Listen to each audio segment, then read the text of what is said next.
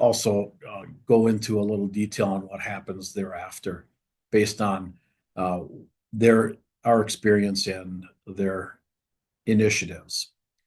We'll also go over completing the 300A. Well, we won't complete one, but I do want to remind everyone to do that. Most of us probably use an OSHA 300 log that then will pre-populate or populate your 300A. If you don't, there are some ways to do that. Uh, Houseman does have a product through Xywave that does that for you. However, we are not presenting that today due to time restraints. Second last thing I'll be covering is who and what needs to be filed with OSHA annually. In other words, your OSHA 300As have to be filed if you're a larger employer, over 250 employees, or you're in between 100 and 250, you might have to file your 300 A's, 300s, and your 301s, or your incident analysis or accident reporting form. So I'll go through that. I'll actually bring up the site and do an example if we have time. And then the last thing, just a few miscellaneous record keeping items that I just like to remind everyone. When it comes to OSHA record keeping, you can never have, I shouldn't say you could have too many records, but for the most part, typically what I find is those records are difficult to find and aren't available when we need them, when OSHA comes a knocking. So that's kind of the way we're looking at it. So with that said, that's just a quick overview, and we'll spend a little time going through the quick OSHA update. So I always have to pause when the slide comes up. I've used it several times since the beginning of the year, but believe it or not, OSHA had to put together a 78-page document to clarify that personal protective equipment, PPE, must fit properly. 78 pages to let all of you know that you have to provide gloves, safety glass, if you have to provide gloves, safety glasses, hard hats, safety shoes, sleeves, whatever they are, it's got to fit properly. I always thought that was kind of a no-brainer, but apparently there are employers and providing equipment that might be too small or too large or cumbersome. And so therefore OSHA had to use 78 pages to let us know. And this applies to all PPE. It could be hearing protection, could be respirators. It's basically any personal protective equipment. It could be an arm guard. It could be a full Tyvek suit if that's what you require. Again, I don't know, but I know I've got a very mixed crowd listening in this afternoon, so I have to be cognizant of that. But they say that if it is not fitting, you must provide protection that does fit. So if it's not fitting properly, or you fail to provide proper, it fails to provide proper protection, you have to do something. I give you some examples: tripping hazards, caught-in hazards. I've had people get gloves that are too large. I might provide a double XL because that's all I have in my storage room, or someone that's got an extra small hand, and now that becomes very difficult to work with. So OSHA, that's brand new. You can see it just became effective a couple of weeks ago, and it'll be something, I'm sure, that it's new, so OSHA will be looking at it. So what should workers do if you feel that the PPE does not fit properly? Report it to your foreman, safety team, manager, whatever you have, that it doesn't fit correctly.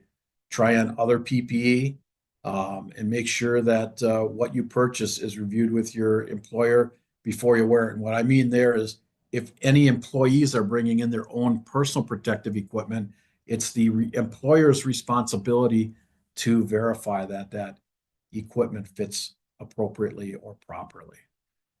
So that's pretty straightforward, but I just thought it was kind of interesting, and I'm just trying to get the word out the best we can on something that OSHA will be focusing on.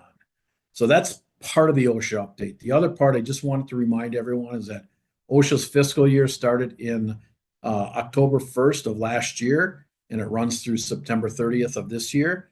And every year they come up with a list of areas that they want to focus their compliance officers on.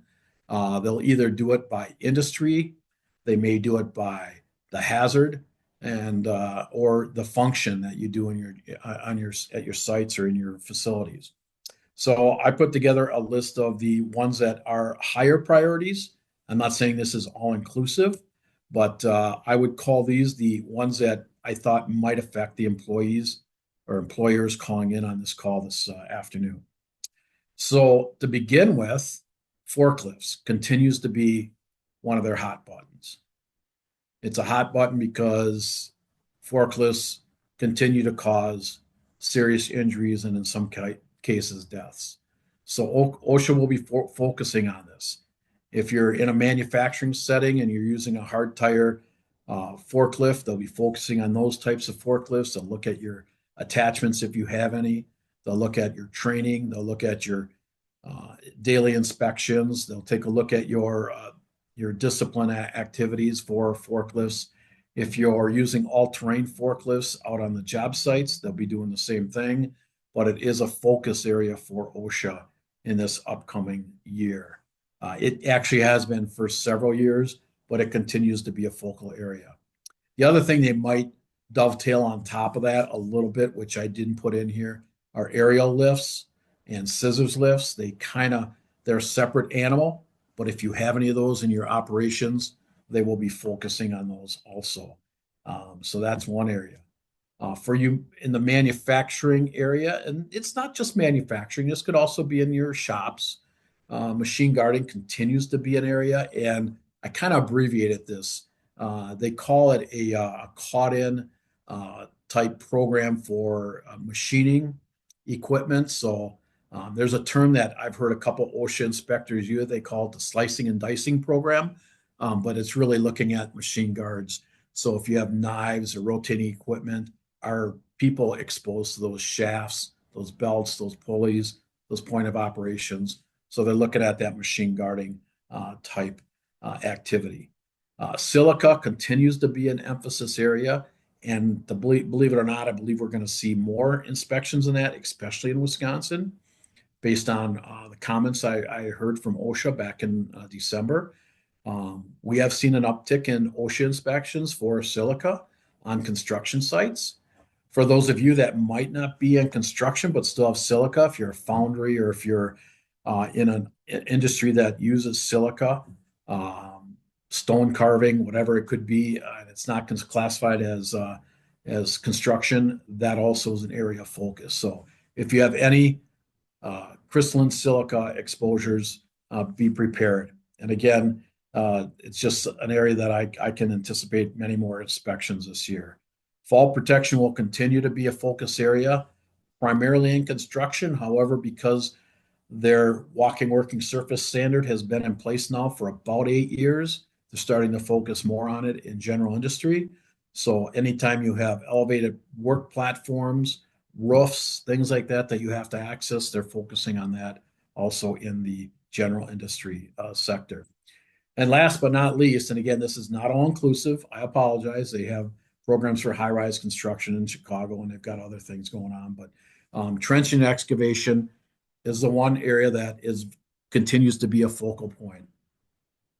So keep that in mind as you are out there doing your job sites. If you're not doing the trenching excavation, but you're near that type of a setting, realize that there's a chance that OSHA may focus on that particular area. So that's kind of it for the focus areas. Again, I tried to abbreviate it down. There's a few miscellaneous things, like they have a warehouse program, and believe they also have a program for, well, they ended their nursing home program if we have any of those here, but that doesn't mean they might not be focusing on it. And the last thing, which I anticipate a little activity, but not much, is heat illness. They do now have a heat illness. I won't even call it a standard, but they do an enforcement program. They're typically citing this under the general duty clause, but they can cite you now, so that might be an issue. So keep that in mind.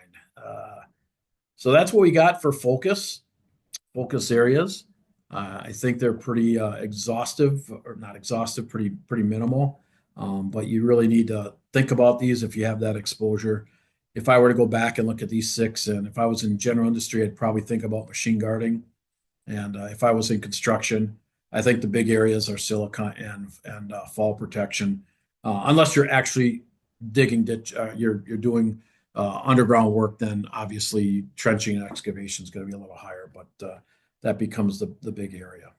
So with that, I will continue to move on into the area that I think a lot of you came on to discuss. But I want to talk a little bit about OSHA record keeping. Not a glamorous area, not a fun area sometimes, but an area that's required by OSHA.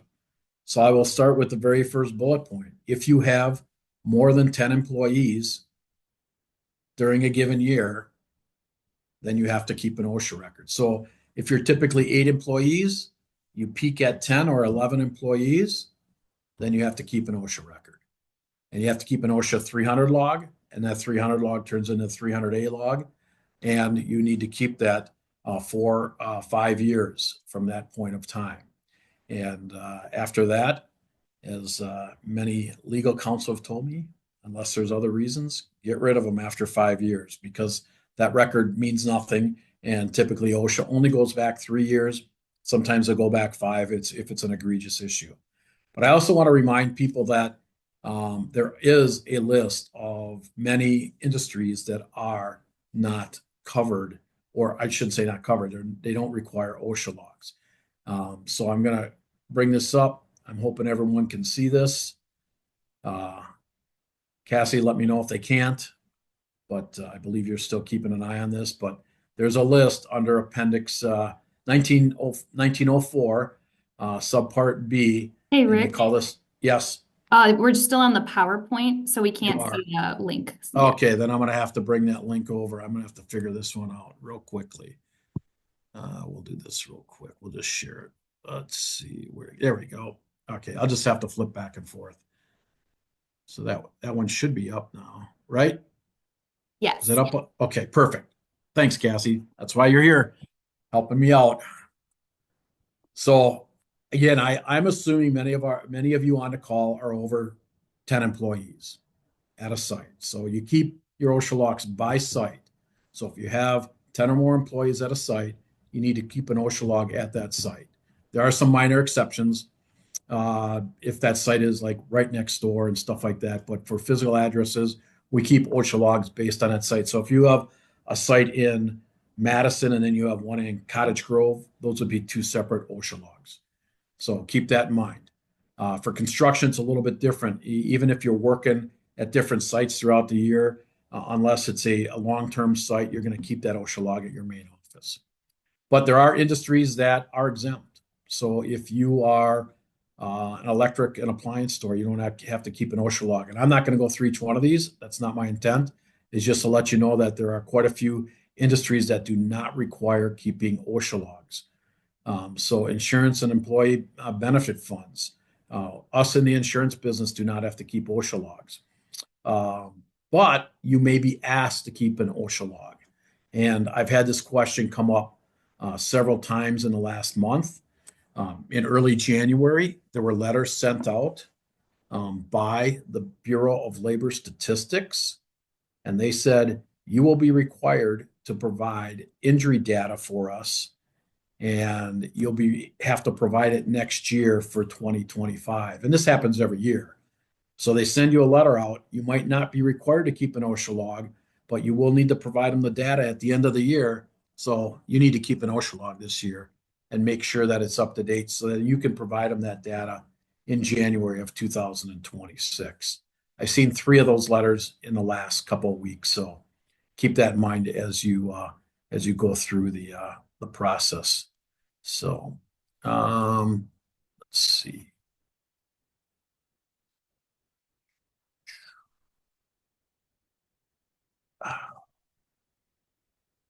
So I got that up.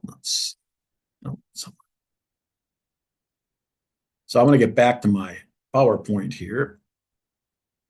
Oh, there it is. Oh, I can see it's not up. Changed on me. Apologize. So yeah, so keep your OSHA logs. Make sure you have them up to date.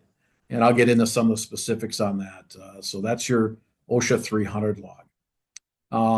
The next thing is what is the OSHA 300 log? Well, it's a log that you record all work-related injuries. But there's some caveats to it. Not everything that happens at work is necessarily recordable. And I'll get into that in a second. You must complete it. So if I have an injury today, February 4th, and I'm one of your employees, and I go to the clinic and I get prescription medication, then you're going to have to record that injury by next week, Tuesday. That's really all that is saying. But it has to be current within 7 days. So keep it up. If you have someone that is off of work or is on restrictions, that log needs to be current within 7 days. So if you have people off, just remember you got to go in and update that log every 7 days. So one other thing that I run into this all the time: employees get hurt. They might have 100 days of that they're off, and then the doctor lets them come back on restrictions. They're off for another 100 to 120 days. We don't need to record all those days. You stop recording once the combination of days of lost time and restrictions equal 180 days. The other thing I wanted to mention, and this is a good time to mention this, is an OSHA log for 2024 for an injury in 2024 that's overlapping into 2025. You don't record a separate incident in 2025. You go back, you put all those days back on your log for 2024. Just had a question the other day. I got an employee that got hurt in August. He came back to light duty in December. He's still off. Do I start another entry? No, it goes back to that initial date, that initial injury in 2024, whenever that happened. But only record 180 days. There are scenarios in which you may go to the clinic, but yet you don't have to put them on your OSHA log. There's, I think, 15 scenarios. Not going to go through all of them. Let's say I go in and I get an x-ray and it's negative. There's no broken bone. I don't have any restrictions. I don't have any lost time. You don't count the day of the injury as lost time. You only have lost time if the doctor says he's got to be off the work the next day. So that would not be recorded. If I go to the doctor and they prescribe me with 200 milligrams of ibuprofen, that's not prescription strength. It's not recordable. Massages may not be recordable. If they flush your eye out, but they're not actually pulling something that protruded into your eye, that would not be recordable. If anybody wants that list, it's on the OSHA website, but send me an email. I'll send it to you. I send it out many times a year just so people have it. So there's about, like I said, I think it's 14 or 15 items that come into play. So those are big ticket items that we often have to pull off the logs when it comes the end of the year. I would also encourage everyone, if you're not sure if it's going to be recordable, put it on your log. You can always take it off later. You can always review it at the end of the year and, hey, wait, that entry on June 1st, that wasn't recordable. Let's pull that off so that way our records are accurate. And you also might want to do that if OSHA shows up at your doorstep. So the other thing I want to remind everyone, because I'm still seeing some logs where we're only recording work days. So if my crews only work 4 days a week, we're only recording 4 days that week. I don't care if you work 10 hours, 12 hours, 24 hours straight. The employees' injuries are recorded every single day of the week, just one day. So if they work 10 hours a day, but only 4 days a week, and they're injured and they're given off for 2 weeks, you don't count 8 days, you count 14 days. Saturdays and Sundays are included. The reason OSHA did that is there's a lot of swing shifts, people working through the weekends, people working 12-hour shifts, 3 on, 3 off, 2 on, whatever. I don't even know the difference. And so they have decided that, and this was many years ago, just record every day of the week. That way everyone's equal. Just assuming that everyone's working 40 hours a week, but we know that's not true also. But that's the way OSHA requires you to record. So let's discuss a few examples, and hopefully we'll get this back. All right. I think I might have to. There we go. Let's see if it's actually showing. Cassie, is my OSHA log showing? I apologize, but I'm having trouble with my Zoom connection here. It's not showing yet. Okay, let me, there we go. Let me just share it. Okay, we'll just bring it up. There we go. Now it should be in a second. There we go. Now it should be up. Yep, we can see it. All right. So for those of you, and I'm assuming many of you have filled out OSHA logs, so take a quick nap and come back in 2 minutes, and I'll be done with this. But I get questions every year by people that do these annually for their company because if we only have a few entries a year, you forget. So it's a good review. So I have some examples. I'm not going to go through each one of them, but this is what it looks like. You do have to record them within 7 days. You want to make sure you got their name, their job title, the date of the injury. Make sure that you get that on there before, within 7 days where they're working, and then a good description of the injury. Don't be too descriptive. You just need to say what happened. And I gave you some really simple descriptions here. I see people write stories in there. No need to write a story. An employee got cut from a knife. That's all you need to say. I fell, I broke something, whatever it is. And that's all we need. The big entry areas are over on the right, especially columns I and J, actually H, I, and J, where we have to put in our days away from work, our job transfer or restrictions, or an other recordable. Every entry is going to have one of those three boxes checked. It may have two. Okay, it'll never have three because other injuries wouldn't be checked if I have days away from work. But I could have days away from work and restrictions in the same entry, as you can see on entry number 5. Mike McCarthy, maybe he'll be our offensive coordinator next year. Who knows? But that's besides the point. Doubt it. But we need to make sure those are recorded, and then make sure you get your days of lost time in here and your restricted days. Very important that you get those in there. And then it's required that you check one of the 5 boxes to the right, whether it's an injury, a skin disorder, et cetera, et cetera, et cetera. If you're not sure, I always say it this way. Typically, injuries are things that happen to the outside, not to the outside of my body, but happen from like a fall or caught in or something like that. Skin disorders, respiratory conditions, typically or poisonings, we're typically breathing, ingesting, absorbing, or injecting something into our body. All others could also be maybe a ergonomic type injury or something like that, a needle stick, things like that, as I have outlined on the report. So again, make sure you fill these out.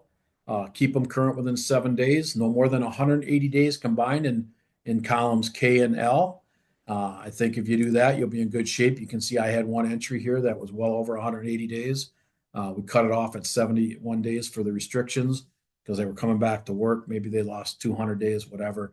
It just depends on what we're looking to accomplish there. So, all right, let's get back to the presentation. All right. So that's what you have. And again, if you have any questions, please keep those for the end. I'll keep on going through there. So the next question you have is, what do you do when you have an incident? Well, there's several things. So just go. When do you report an incident to OSHA? I don't know if everyone knows this, but OSHA does not require you to report every incident. And I doubt I have any of you, but if I have any people that are working on mine sites where you have a quarry, those sites are required to report every injury to the MSHA local office. But OSHA does not require every injury to be reported to OSHA. They only require several different types, and I'll provide those for you. Now what happened? There we go. Deaths, multiple hospitalizations. Those have to be reported within 8 hours.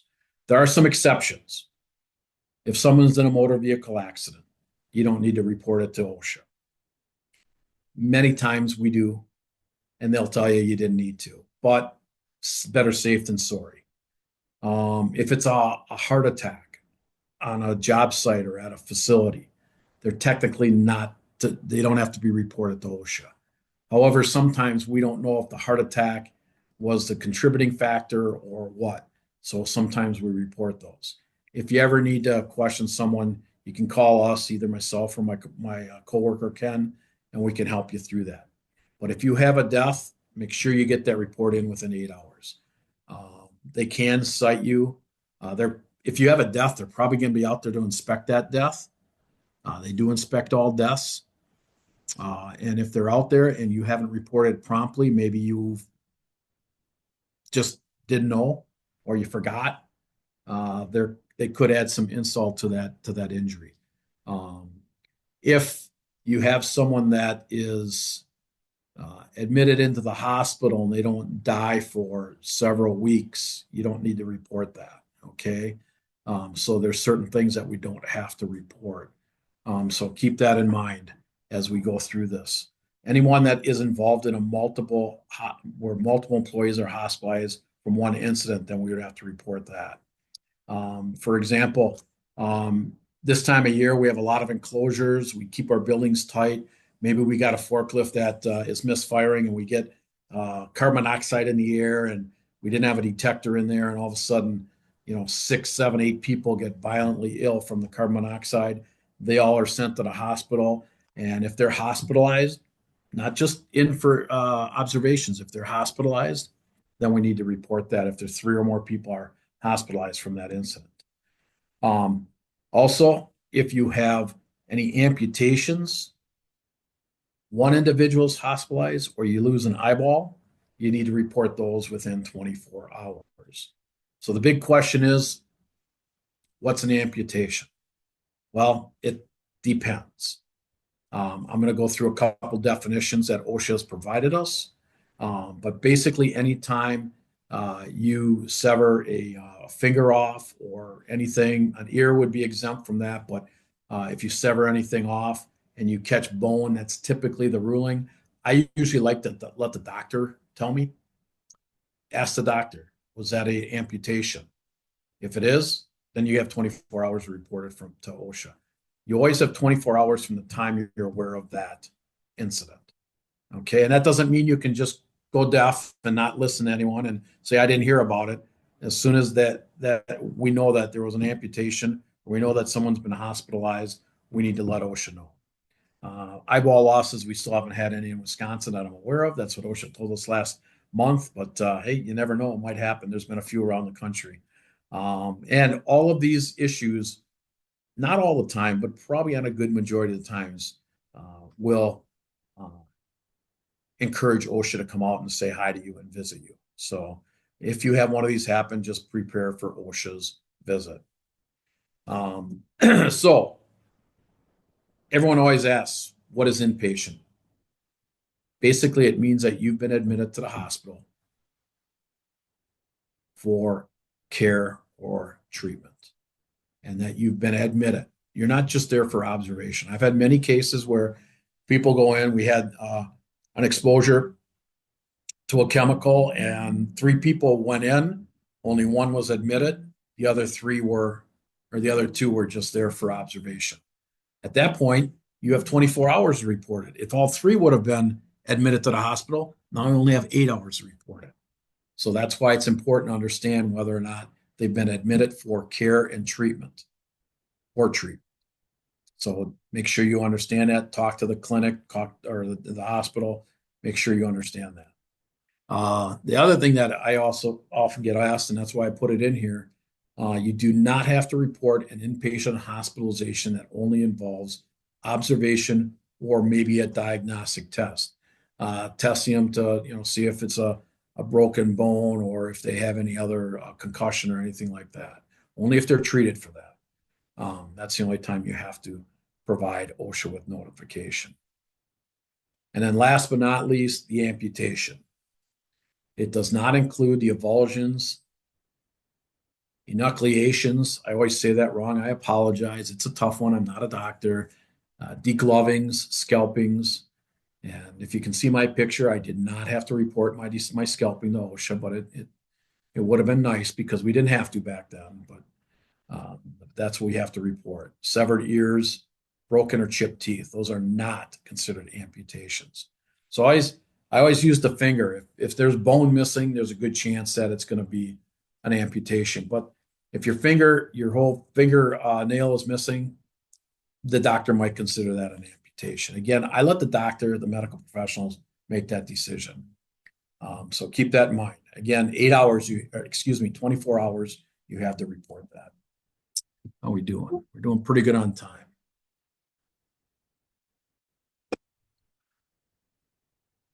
So when you report to OSHA, if you have to report them, you got three choices. Report it online at their website, call it to your local OSHA office, or you can call their toll-free number in DC and put it in there. They're going to ask you for probably for names, what happened, when did it happen, and a few other things. But typically, you can answer most of that without really having any significant information. They're going to ask you for the contact, who to contact when they come to the facility, all that type of stuff. So it's always tough. The reason I bring this up is because usually when someone gets hurt, we panic. And this is one thing that we do have to do, and that is call OSHA. So now we've got that on our OSHA log. We called OSHA. The year is over, and now we're in January. You guys all have done this, so now I'm going to be reviewing something everyone's just done, but I think it's good information that we go through anyways. So we've all filled out our 300 A's. If you haven't, get them done, get them up ASAP, because they need to be posted for your employees for 3 months, starting February 1st and going until April 30th. It must be filled out and posted in a conspicuous spot where employees can see this on a regular basis. So typically your bulletin board somewhere in your facility that they walk by, time clocks, whatever it is. For construction, typically at the office, if you have trailers and they're permanent, not permanent, but trailers are going to be on the sites, I recommend you put them up in your trailers so employees can see those. That's not uncommon for you to have 4 or 5 crews out. You've got a trailer, you put them up in there and so they can see them. If you don't have an office on a job site, maybe you got service crews, you rely on the one at the shop to wherever they report. And again, if you have 10 or more employees at that facility, you have to keep an OSHA log. So if you have 3 service locations and they all have 10 employees at different locations, we should be keeping OSHA logs at those sites as long as you aren't exempt from keeping OSHA logs. So then you keep it, you post it from February 1st to April 30th, and make sure that the highest ranking official, hopefully the owner, but otherwise an officer of the company who is the highest ranking official at that establishment. So you start at the owner and you go down. So if the owner's not at a location and he doesn't want to sign it for that location, you go to an officer. If you don't have one there, then you go to the highest ranking company official at that establishment. And if there's no one there and you just got a supervisor, you go to that person. Not a big deal, but it does have to be signed. The reason OSHA wants those people to sign it is so that they understand what the injuries were or the summary of injuries for those sites. It's just one way to verify it. If you sign it, you probably should know what's on that document. That's the rule of thumb. So then if you have 20 or more employees, OSHA requires that you submit your injury and illness records, basically the information off your 300A. In 2024, however, they added one more caveat, and I'll get into that in a second. So let's do this. Yeah, as of 2024, any establishment on the list that I'm going to bring up next is required to not only submit your 300A, but you also have to submit your 300 log, which is the one we're keeping anyways, plus your 301, which is basically an accident report. You don't have to use OSHA's 301 in Wisconsin. We can use the state work comp report. I believe it's still called a WCK 12. Sometimes they change name and I don't keep up on that, but our Jason Hiller knows which one that is. If you ever have questions and you work with him, but those all have to be added in. And I'm just going to bring up that list real quick. Oh, let me go back. Let me click on that. And then I'll bring that in real quick. Let me share that with you real quick. Let's see. So this is the list of those that have to submit over 100. And you should all be able to see this now. You can see that. I'll give you a good example. For those of us that might be on the call that are in construction, you all have to do it. All construction, all manufacturing codes are required to submit your 300 days right now.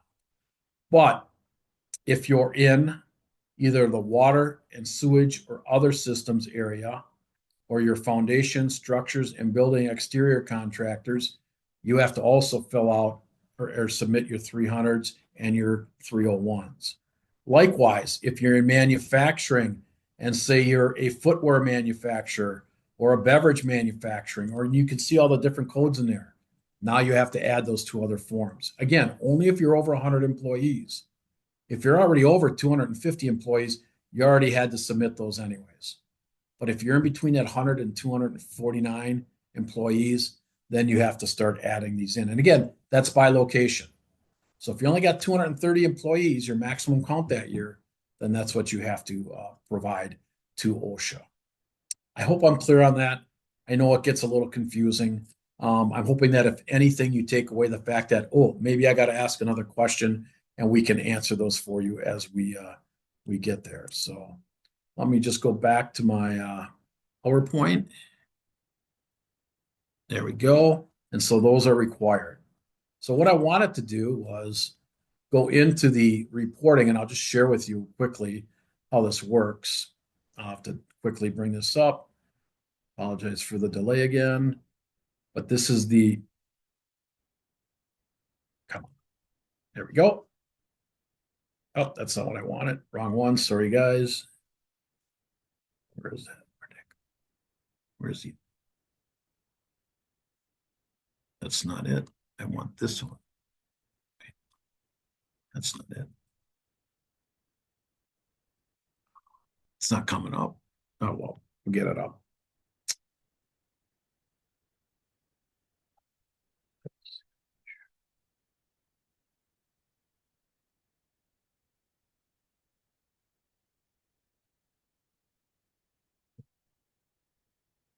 That's not coming. Oh, I know I'm in the wrong slide. My fault, guys. I apologize for this. You'd think I'd never done this before. Well, I haven't done it for a while in this format, so.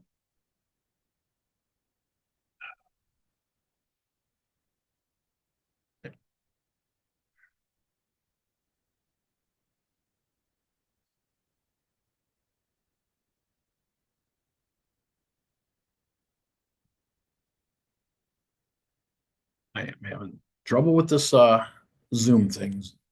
So let's do this. Cassie, what's showing on the screen right now? Because I only see my and your face. Um, Your right now, it is the electronic submission slide on the PowerPoint. Oh, it is. Okay. For some reason, I can't see it, but we'll get there. Thank you. I can't see it, but you all can. That's interesting. All right. I'm going to move forward then. I could probably do it off of here if I so.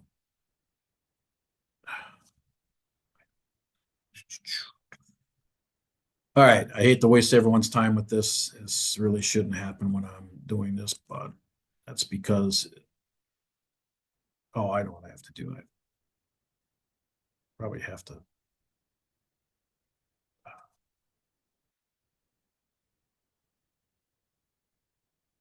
I don't know what's going on. I can't even get it up and move it. I don't know if it's moving or not. Are you able to see your slides, Rick? I can see the slides, but it won't come back to my computer. I don't know. It's there, but I can't get it to move, and I can't read them because they're too small. So let me do this. Let me check. Nope, not there. It was bouncing back and forth just fine earlier. I don't know what happened. I apologize to everyone. I don't like when this happens. I'm sure you don't either. Oh, now I hit the wrong button. So I need to start sharing again. So we'll do that. There we go. Oh, there we go. We should be back. Yes, we are back. Sorry about that, everyone. That happens. Technical difficulties. Actually, it's just not technical difficulties. It's just me. So, anyways, what I was going to do, and I see I'm running a little short on time, is if you go to that, everyone's going to get a copy of this presentation. If you go to this website, this IDA, they call it IDA, and you download it, you can go in there, you can submit the size of your place of employment, your SIC code, excuse me, your NAICS code, and then you can put in what state you're in, and then it'll tell you if you have to file your 300A only, or if you have to file your 300A, your 300, and your 301s, or like I said, your first report of incident that you send to the insurance company, if that's what you want to use. I don't like to send exit investigation reports to them, too much detailed information. On the WK-12, it just basically says what happened, and you leave it at that. So we don't want too much information in OSHA's hands. If they want to come later and look at it, that's fine. Right now, you don't want to send them any more than you have to. So that's what we have. Maybe this is why. Maybe I needed to get to the right slide. That's what I forgot to do. Let's do this. I think I've got a couple seconds here. I can get there. There we go. So looks like this. So you just pop in your state. Let's just say we're in Arkansas. We'll say we have over 11 employees. Peak, let's say 109. We're going to say no to federal government. And then if I wanted to go in here and hit, let's say 23,892, right here, other specialty contractors, and I hit submit, bingo. Based on your entries, you are required to fill out your 300A data. You are not required to fill out forms 300 and 301 and submit them. You're still required to fill out the 300, but you don't have to submit them to OSHA. So it just depends. So use this site to the best of your ability. It works pretty slick. They added this in a couple years ago, and I find it to be very, very helpful. So I could go through a few more examples, but I am running a little short on time. I didn't realize we were this late. I do have a few final thoughts, and I wanted to leave about 10 minutes for questions. Guys, I think I mentioned this earlier. Let's keep our OSHA logs for 5 years. Your current year plus 5. Keep them up to date within 7 days. If you have cases that overlap into the next year, they go back to the previous year's log. Keep your records, your medical records for the length of employment plus 30 years. Again, this is not your OSHA log. That's not a medical record, but if you have any medical exams like audiograms, respiratory tests, any medical testing, if any of you guys have a silica program, you might have air monitoring that's done. That's actually medical records. They actually consider safety data sheets as medical records. And that's why we keep them for the length of them that we have them plus 30 years. So those are some things to think about. And I think that's really important to keep those. The other thing I wanted to mention is I get this question, how long do I have to keep training records? Well, if I do forklift training this year, I can get rid of the last time I did it because that's the current record. You don't have to rely on the last year's. If I do fall protection training this year, I skip next year, or I did it 2 years ago and I skipped last year and I do it this year, get rid of 2 years ago record. You don't need to keep it. There's only about a handful of standards that require annual training. And when I say that training, there are some standards that require that we at least do a review of the program on an annual basis, but there's only about 4 or 5 things that require annual training according to the OSHA standards. And I'm talking in general terms. There are some very specific things, but fire extinguisher training, if you're going to let your employees use fire extinguishers, that's annual training. If you're going to let them use a respirator, that's annual training. If you have a hearing conservation program and employees are using hearing protection, that training is required annually. So there's very few standards that are required annual training. Believe it or not, for those of you that have employees that are locking out equipment, that training is not required every year. I think it's a great idea too, but it's not required annually as long as there's been no changes in your workplace. There's been no accidents or deficiencies in our program or the work that's being done. So always be cognizant of that. You can always overtrain. There's no problem with doing more than what OSHA says, but there's really only a handful of things that require training on an annual basis. There are some exceptions, like Whopper has an annual refresher requirement, and a few other things that are out there. So keep those in mind if you're entering confined spaces, your rescue team would need annual training. So just a few unique things. So with that, I'm just going to conclude with a couple final thoughts, and then I'll take any questions that you might have. Keep your records current. OSHA logs within 7 days. Other records, keep them current. Make sure you have access to them, because when OSHA asks for them, the quicker you can get them to them, the more efficient they feel you are, and the more on top of your game they feel you are. And you do get credit for being on top of your game. If you have questions about the recording, you can call myself or Ken Alderton if he's your risk control person you work with here at Houseman. We'll answer and field those questions. Both Ken and I teach the OSHA standards on a regular basis, so we have a pretty good grasp on the recording requirements. If OSHA does happen to come in because we have that misfortune of having one of those things that we have to report to OSHA, or you just happen to be on their hit list or you're on their inspection list, give us a call if you're not sure what to do. We'll walk you through it. If we can get out there, we would be more than happy to do that also. If you get a citation in the mail and you're curious what to do, also give us a call. We can walk you through the steps. Now, probably if there's a lawyer on the call, he's probably going to hate this statement, but 99% of the stuff that OSHA citations get it submitted for probably can be handled without an attorney. 1%, we usually typically need that attorney because they are pretty significant. So, and then OSHA requires training, and it must be up to date before you expose an employee.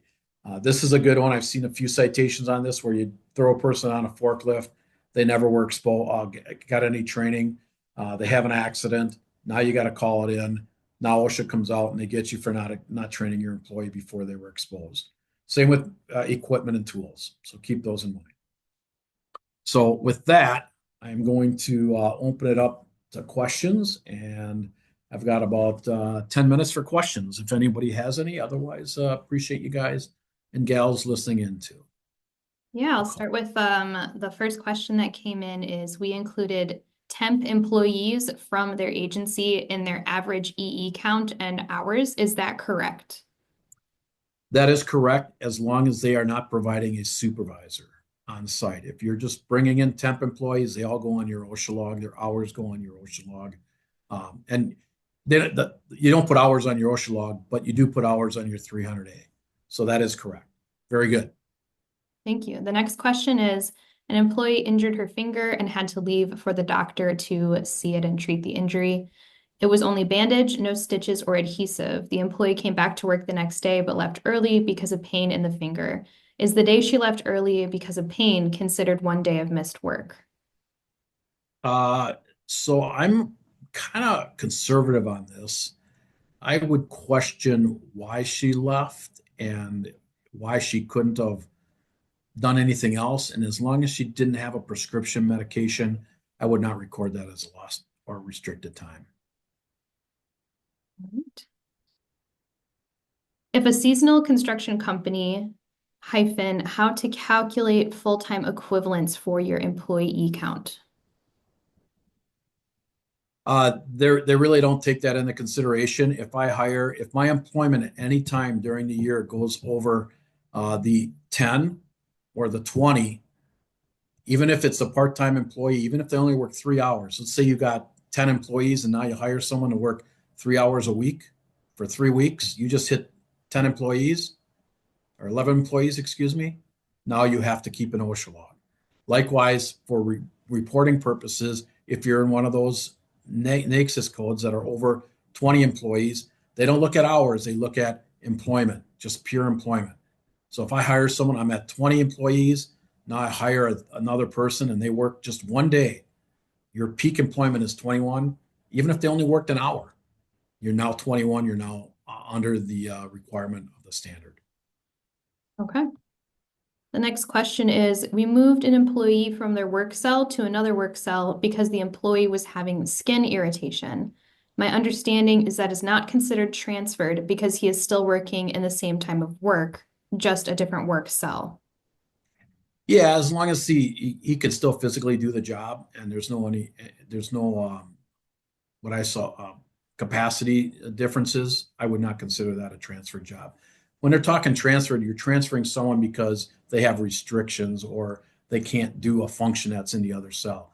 But if it's just from the chemical exposure or the irritant in the area, it might be good just to get them out of there and see if there's any change. I would not record that. I always say that in order to have a recordable incident, you have to have a doctor's excuse or a doctor's opinion on it also. Any suggestions for a situation where someone takes over for someone who wasn't record keeping as needed? Example, don't have logs for a previous year. Um, you can do one of a couple things, but probably the easiest thing is if you have insurance loss runs. And again, insurance loss runs don't always match up. Insurance is a different animal than work comp is a different animal than OSHA. But you can kind of get some simulation of what happened just from your OSHA logs. And you could recreate those, but you should be trying to go back for those years and try to recreate them. So I would try to go to your work comp reports if you haven't had any injuries or if there's only a couple. Maybe you can talk to those employees if they're still there or find out what happened. If you don't have any information, you don't have any information. I would not fabricate anything. Again, it's a federal document. You don't want to fabricate anything. Just do the best you can. Typically, when OSHA comes in, they typically just ask for the last 3 years of OSHA logs. They can go back 5 years though. So my suggestion is talk to your work comp carrier and see if there's been any injuries. And if there are, let's see if we can't do the best we can at making up a new 300. You will not be able to go back and resubmit your 300 A's though. If you didn't resubmit them, you're out of luck. All right, and the last thing that's come in is please clarify when you would check more than one box on the OSHA 300. Columns G, H, I, and J say to pick only one. So it says to only pick one, but if you have lost time and restriction, you can check both of them. So the old adage is OSHA's never dinged anyone for doing it, but it says pick one. So if you have lost time, you might not want to pick you might not put anything in restrictions, but however, you're going to still fill in the restrictions on the restricted day column. So I like it says it on the column that I've got restrictions. It should be checked. So you always put restrictions and transferred in the same category. But you are correct. It does say pick one. But I've never, ever seen anyone get dinged for that. It's a good explanation. All right, with that, those are the last of our questions. Thank you, everyone, and thanks for picking Rick's brain with a lot of those really interesting questions.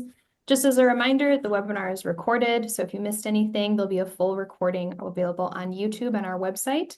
You'll also receive a copy of the presentation slides, as well as contact information if you want to reach out to Rick or some of the team members he's mentioned in the presentation.